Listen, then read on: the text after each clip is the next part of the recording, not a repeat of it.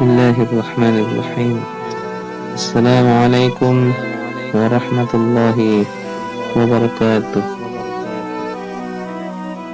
Nahmaduhu wa nusalli hamidan wa musalliyan wa musalliman ala rasulihil karim.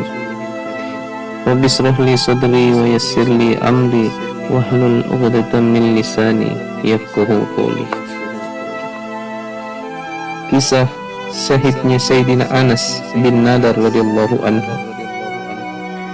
Sayyidina Anas bin Nadar radhiyallahu anhu adalah seorang sahabat baginda Nabi sallallahu alaihi wasallam yang tidak bisa menyertai perang Badar.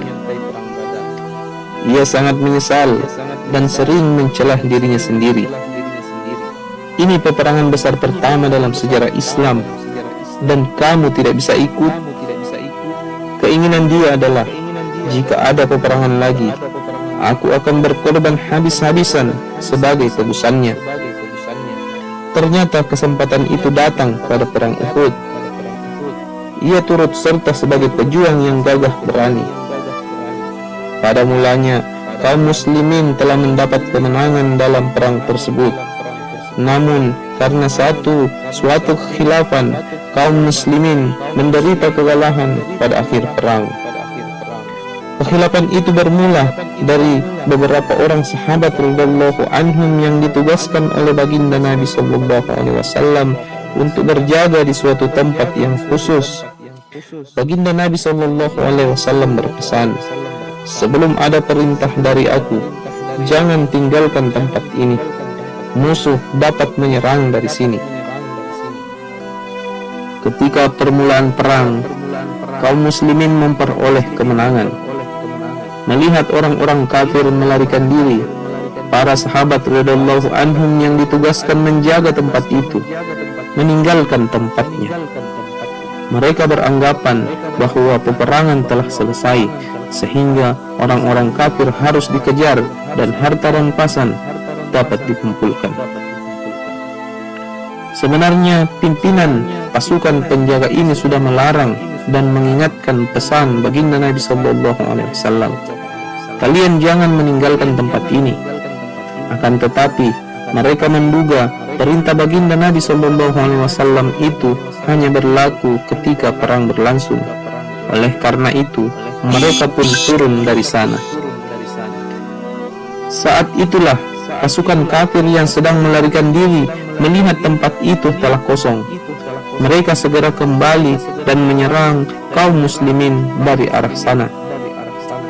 Hal ini sama sekali tidak diduga oleh kaum muslimin, sehingga mereka terdesak karena serangan tiba-tiba itu dan terjepit di antara dua kepungan orang-orang kafir.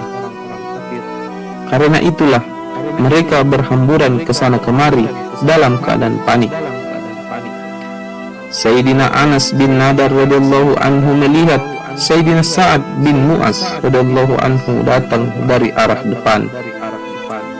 Sayyidina Anas radhiyallahu anhu berkata, "Hai Sa'ad, mau kemana engkau?"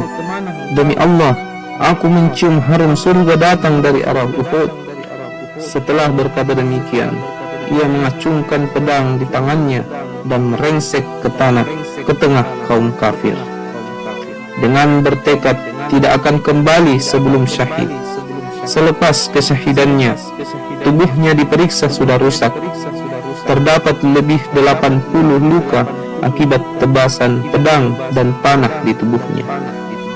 Hanya saudara wanitanya yang dapat mengenalinya melalui ujung jari-jari tangannya.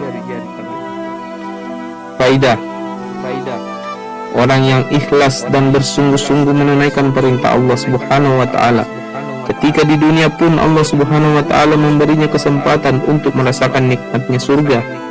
Inilah kisah Sayyidina Anas bin Nadar radhiyallahu anhu yang telah mencium harum surga saat masih hidup.